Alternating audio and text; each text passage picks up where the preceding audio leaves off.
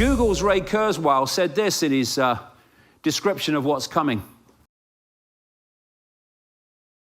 Nanobots, smart dust, will infuse all matter around us with information. Rocks, trees, everything will become these intelligent creatures. There is only one way you are going to spread nanobots and smart dust over everything in the way he describes, and that's from the sky.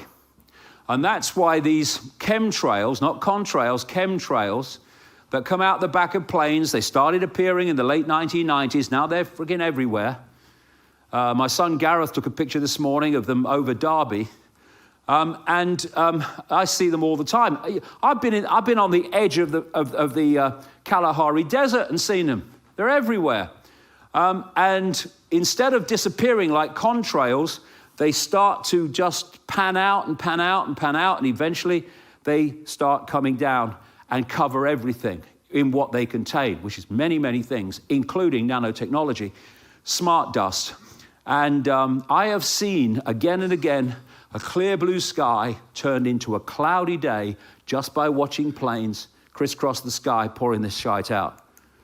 And this whole changing of the atmosphere by this explosion of technologically generated radiation is all part of creating this technological sub-reality to control human society like people can hardly imagine. Radiation in the atmosphere generated by technology has absolutely soared beyond words since I was a kid, and increases by the day. And it's coming from sources like these that we don't even know about. Things that look like something else, but are actually hiding these transmitters of these frequencies. This is a former DARPA scientist saying that these cell towers are pouring out frequencies that disrupt human minds. Exactly what this grid is meant to do. Exposure to cell phone and wireless Wi-Fi radiation can reduce impulse control and cause violence. What this stuff can do, by interfering with the process of information processing by the human brain, it can change the way people think. They worked out a long time ago, one guy back in the 50s, the frequencies of various states of emotion, including rage and depression. And they found that if you fire that frequency across a community, you pull people into that frequency because the brain doesn't know any better. It receives a frequency and it decodes it. It might come from you and it will decode it, or it might come externally and it will decode it, and you get what that frequency represents. And if you fire that across a community and you build people up into a rage because you want to riot on a problem, reaction, solution scenario, and then you do something to trigger, like, you arrest someone that shouldn't be arrested, or the police will beat someone up or whatever. And suddenly that rage is then, which has been built up systematically, technologically, then explodes, and you have the riot that you want. And the kids all over the world now are being bombarded from every angle with this stuff.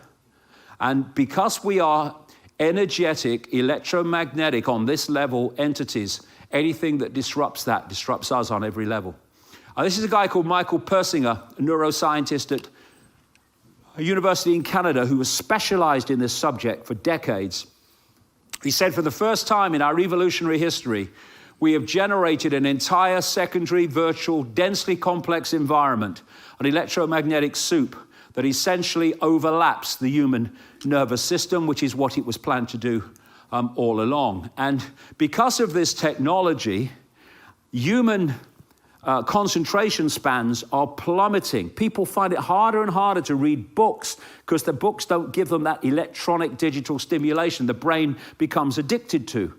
And what they thought until relatively recently, is once the brain is formed, then that's it, it's formed. That's how it is for the entirety. Now they know the very opposite is true. They know that the brain, through something called brain plasticity, is constantly changing and reforming in the way that it processes information by the information it receives. And what we've had, and my God, I've lived through this, I'm old enough to live through it, I remember what it was like before.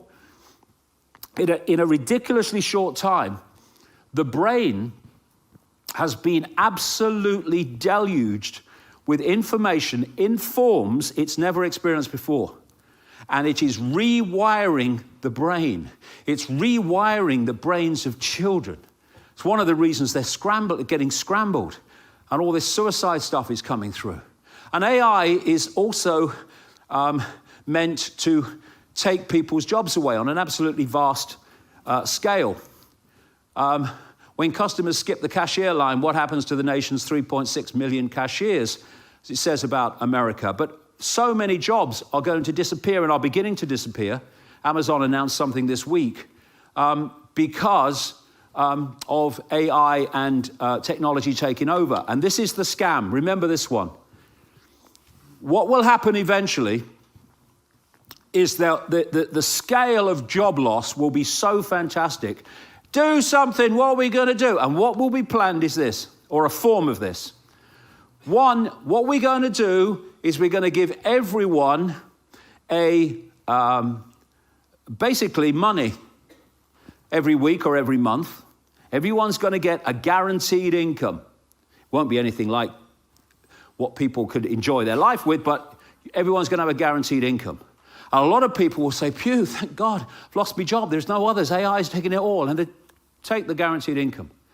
The idea is that once you take the guaranteed income, continuing to get it depends on your behavior. Something like this is unfolding in China as we speak. So guaranteed income, yeah? And there's no other jobs, are there? You've got no other choice, no other jobs, because AI's got them all, yeah? Robots got them all, yeah? Don't do that. Don't challenge us, don't question us, don't do this, don't say that, because your income will be taken away. And you've got no other choice, have they? No. This is where it's leading. Complete control of humanity. And we have been manipulated, not least through not paying attention, and I do understand this bit, not appreciating the scale of fricking evil that we're dealing with. We have allowed ourselves to build our own technological prison without realizing that's what it is. We believed it to be technological progress. And then there's the question, what is AI? What is this artificial intelligence? Well, of course, there's algorithmic AI, and there's what they call learning AI, where it's constantly learning, becoming more intelligent. But what is the other levels of AI? This guy is a famous celebrity physicist in America, Kaku. He said, "Fear robots, not aliens." And I put at the bottom, but what if the aliens are controlling the robots? What if AI is the aliens? What if AI is this force I talked about earlier, and AI is its vehicle to enter, assimilate the human mind? I say it is. I go into the books in detail and explain why, but never mind whether it is or whether it isn't. Whatever level you want to look at AI, we are being invaded. So, control perception, genetic rewire. Know the outcome and you'll see the journey. One of the longer term goals of this agenda is to replace the biological human body with a synthetic version. It's all part of this assimilation into technology. And so, know the outcome and you'll see the journey. And what we're seeing now is more and more movies, television programs, that are portraying that very world of robotic humans and synthetic robots, as they have been portraying in the movies for year after year after year, the dystopian society and the control and the promotion of robots and transformers and all this stuff. For kids, not least, for reasons I explain.